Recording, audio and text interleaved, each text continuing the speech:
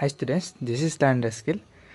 তোমালোকৰ বহুতে কৈ আছিলে যে CIT কোকৰাঝাৰৰ বিষয়ে অকণ ক'ব ঠিক আছে তো মই সেইটো ভালকৈ চালোঁ মেলিলোঁ ঠিক আছে তো তোমালোকৰ ডিমাণ্ডত মই এই ভিডিঅ'টো লৈ আহিছোঁ তো ভিডিঅ'টো কমপ্লিট চাবা ঠিক আছে তো ব'লা আমি ভিডিঅ'টো ষ্টাৰ্ট কৰোঁ তো ফাৰ্ষ্ট অফ অল হৈছে এইটো গভৰ্ণমেণ্ট এই ইনষ্টিটিউটটো গভৰ্ণমেণ্ট অৰ প্ৰাইভেট চ' এই ইনষ্টিটিউটটো গভৰ্ণমেণ্ট হয় বাট চেণ্ট্ৰেলৰ আণ্ডাৰত আছে like Tezpur university like that মানে যেনেকৈ চেণ্ট্ৰেলৰ আণ্ডাৰত আছে এইখনত চেণ্ট্ৰেলৰ আণ্ডাৰত আছে ঠিক আছে তো ইয়াত আমি বিশেষকৈ ইয়াত চব কোৰ্চ পায় ডিপ্ল'মা কোৰ্চ এণ্ড অল আমি আজি ইয়াত বিশেষকৈ বিটেকৰ কথা পাতিম কাৰণ চবেই বিটেকৰ কাৰণে মোক সুধিছা ঠিক আছে আজি বিটেকৰ কথা পাতিম তো ইয়াত কি ব্ৰাঞ্চ আছে EC electronics and communication engineering CAC computer science and engineering instrumentation food and technology civil and mechanical তো ইয়াত এইকেইটা ব্ৰাঞ্চ আছে ঠিক আছে তো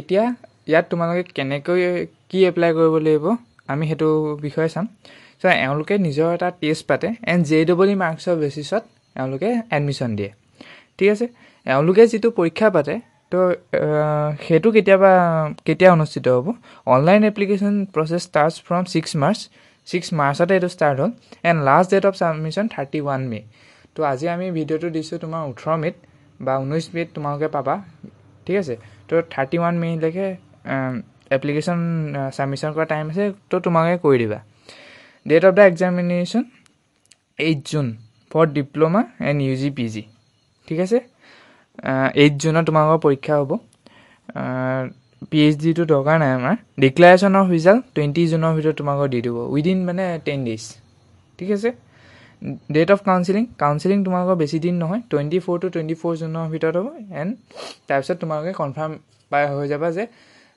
ছিটটো তোমালোকে পাই গ'লা এতিয়া কথা আহিলে যে তাৰপিছতহে তোমালোকৰ CEE কাউন্সিলিং ষ্টাৰ্ট হ'ব যদি ইয়াত পাই পেলাই ছিটটো ল'লা দেন যদি CEE-টো পাই যোৱা দেন তোমালোকে ইয়াত ছিটটো কেঞ্চেল কৰিলে পইচাটো ৰিফাণ্ড পাবা নাই তো সেইটো কথা আমি ভিডিঅ'টো পিছলৈ ডিছকাছ কৰিম তো ইয়াত বিটেক ডাইৰেক্ট ইয়াত সেইটো কথাই লিখা আছে যে তেওঁলোকে এটা নিজা এক্সামিনেশ্যন পাতে এণ্ড JEE মাৰ্কছৰ বেচিছত তেওঁলোকে এডমিশ্যন দিয়ে তোমালোকে এইটো ভালকৈ পঢ়ি ল'ব পাৰিবা ঠিক আছে দেন নহয় ইয়াত যিটো এক্সামিনেশ্যন হ'ব তাৰ ফিজ কিমান হ'ব বিটেকৰ কাৰণে ফিজ 1200 টকা for general and SC ST আৰু PWD কাৰণে 600 ৰুপিজ ঠিক আছে এণ্ড ডিপ্ল'মাৰ কাৰণেও 1200 ৰুপিজে হ'ব ঠিক আছে আৰু যিটো এণ্ট্ৰেঞ্চ এক্সাম হ'ব তাত সেইটো তোমালোকৰ চব ডিষ্ট্ৰিক্টতে কণ্ডাক্ট কৰা নহয় কোকৰাঝাৰ মেইন ডিষ্ট্ৰিক্ট হিচাপে তাত কণ্ডাক্ট কৰা হ'ব চিৰাং বাক্সা ওদালগুৰি এই গোটেইখনত হ'ব এণ্ড গুৱাহাটী তেজপুৰ ডিব্ৰুগড় চোৱা ইয়াত আপাৰ আছাম বুলি ক'লে অকল ডিব্ৰুগড় আহে ঠিক আছে তেজপুৰখন মেবি লোৱাৰ আছাম পৰে নেকি মই একজেক্টটো নাজানো কিন্তু আপাৰ আছাম বুলি ক'লে অকল ডিব্ৰুগড় আছে ঠিক আছে তো আপাৰ আছামখিনিৰ কাৰণে অকণ প্ৰব্লেম হয় তো হ'লেও তোমালোকে দিব পাৰা ঠিক আছে কাউন্সিলিং এণ্ড এডমিশ্যন ঠিক আছে বিটেক ডাইৰেক্ট এণ্ট্ৰিৰ কাৰণে 24 জুন তোমালোকৰ কাউন্সিলিং হ'ব ঠিক আছে এণ্ড ছেকেণ্ড কাউন্সিলিং তোমালোকৰ বিটেকৰ কাৰণে 2 জুলাইত হ'ব ঠিক আছে তো সেইটো কথা এণ্ড তোমালোকৰ এছেঞ্চিয়েল চাৰ্টিফিকেট কি হয় এজ প্ৰুফ চাৰ্টিফিকেট তোমাৰ SSLC মাৰ্কশ্বিট হৈ যাব অল মাৰ্কশ্বিট তোমালোকৰ হাই ছেকেণ্ডেৰী মেট্ৰিক মাৰ্কশ্বিট লাগিব এজ প্ৰুফ মাৰ্কশ্বিট নহয় দেই certificate SSLC certificate category certificate যদি কাৰোবাৰ কিবা আছে কেটেগৰী PRC লাগিব চবকে আছামৰ PRC দেন কেৰেক্টাৰ চাৰ্টিফিকেট তোমালোকে য'ত ক্লাছ 12 পাছ কৰিছিলা তাৰপৰা তোমালোকে কেৰেক্টাৰ চাৰ্টিফিকেটখন উলিয়াই ল'বা ঠিক আছে সেইখন লাগিব গেপ চাৰ্টিফিকেট যদি কোনোবাই ড্ৰপ দিছিলা গেপ চাৰ্টিফিকেট লাগিব এণ্ড মাইগ্ৰেশ্যন চাৰ্টিফিকেট লাগিব বুলি কৈছে বাট মাইগ্ৰেশ্যন চাৰ্টিফিকেটটো কেতিয়াবা নিদিলেও হৈ যায় তো আৰু ইমান কম সময়ত পটককৈ আনিবলৈও দিগদাৰী হয় যদি ছিট পোৱা আহি যাব বাৰু এণ্টি ৰেগিং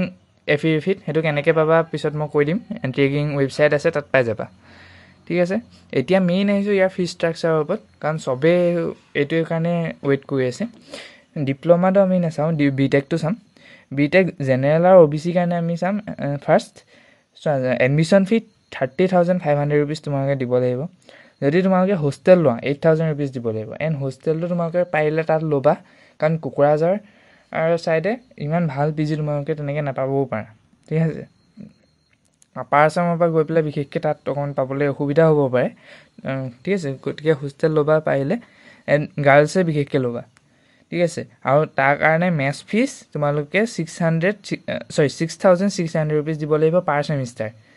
এডমিশ্যন ফিজটো তোমালোকৰ পাৰ ইয়েৰৰ কাৰণে, হোষ্টেল এডমিশ্যন ফিজটো পাৰ ইয়েৰৰ কাৰণে, এণ্ড তোমালোকৰ যিটো মেথছ ফিজ হৈছে 6,600 ৰুপিজ পাৰ ইয়েৰ। মিনছ তোমালোকে পাৰ ছেমিষ্টাৰ, মিনছ তোমালোকে পাৰ ইয়েৰ 13,000 ৰুপিজ হেৰিয়াত দিব লাগিব, বুজি পালা। যদি তুমি SC ST হয় তোমালোকৰ ফিজ বহুত কমি যাব, দেখিছা।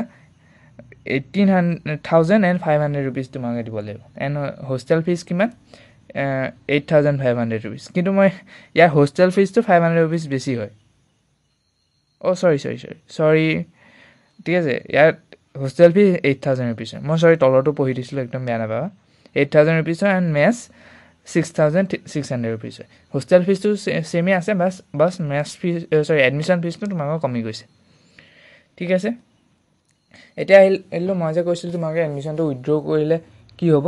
এডমিশ্যনটো উইথড্ৰ কৰিলে কি হ'ব তোমালোকৰ, চোৱা, admission allowed till 30 days from the date of the admission. যদি তুমি এডমিশ্যনটো হেৰি কৰিব পাৰা, বিচাৰা যে মই এইটোক নপঢ়োঁ, উঠাই ল'ব বিচাৰিছোঁ, 30 দিনৰ ভিতৰত তোমালোকে এপ্লাই কৰিব পাৰিবা। তোমালোকে এডমিশ্যন লোৱা মিনছ তোমালোকৰ 26ত আছিলে নি, 26ত কাউন্সেলিং আছিলে, এণ্ড 26 জুলাইৰ ভিতৰত তোমালোকে কেঞ্চেল কৰিব পাৰিবা। 26 জুলাইৰ ভিতৰত কেঞ্চেল কৰিলে তোমালোকৰ কি হ'ব, যিটো ফিজ দিছিলা তাৰ পৰা 2,000 ৰুপিজ ডিডাক্ট হ'ব, ঠিক আছে। অলপ বেছিয়ে কৰিছে বাৰু, বাট উপায় নাই। 2,000 ৰুপিজ ডিডাক্ট কৰিব, এণ্ড বাকী পইচাটো তোমালোকৰ ৰিফাণ্ড কৰি দিব। এণ্ড কেতিয়ালৈ ৰিফাণ্ড কৰিব, তোমালোকে বেংক একাউণ্ট দিব লাগিব, এণ্ড এটা ফৰ্মেট দিব তেওঁলোকে ফৰ্মেটটো আপলোড কৰাৰ পিছত 30ৰ পৰা 45 দিন, মানে 1 মাহৰ পৰা 1.5 মাহৰ ভিতৰত তোমালোকে যিটো এডমিশ্যন আছে ফিজ আছে সেইটো ৰিটাৰ্ণ পাই যাবা, ঠিক আছে, বুজি পালা। এণ্ড আহিছোঁ এতিয়া, এওঁলোকে CEE মাৰ্কছ একচেপ্ট কৰেনে? চোৱা, CIT কোকৰাঝাৰে CEE মাৰ্কছ একচেপ্ট নকৰে, ঠিক আছে। তো সেইটোৱে আছিলে আজিৰ ভিডিঅ'টোত। তো বহুত ভাল এখন ইনষ্টিটিউট হয়, এইটো চেণ্ট্ৰেল ইনষ্টিটিউট হয়। যদি তোমালোকে পঢ়িব বিচাৰা, BTech পঢ়িব পাৰা, 5টা ব্ৰাঞ্চ আছে, 5টা নে 6টা ব্ৰাঞ্চ আছে, একদম ভাল ব্ৰাঞ্চ। এণ্ড তোমালোকে এটা বহুত ধুনীয়া কেম্পাছ পাবা। কেম্পাছটো টুৰ যদি চাব বিচাৰা তোমালোকে ইউটিউবত মাৰি দিবা CIT কোকৰাঝাৰ কেম্পাছটো বুলি, খুব ধুনীয়া ধুনীয়া ভিডিঅ' আছে, চাই ল'ব পাৰা। এণ্ড তোমালোকে এডমিশ্যন ল'ব পাৰা, এইটো তোমালোকৰ কথা কেনেকৈ। এণ্ড JEE মেইনছৰ থ্ৰুৱেদিও এডমিশ্যন লয়, এইটো এপ্লাই কৰি দিলেই হ'ল। তো সেইটো কথা। তো আজিৰ ভিডিঅ'টো ইমানেই আছিলে। তো কিবা থাকিলে মোক কমেণ্ট ছেকশ্যনত সুধি দিবা। তো থেংক ইউ ছ' মাছ।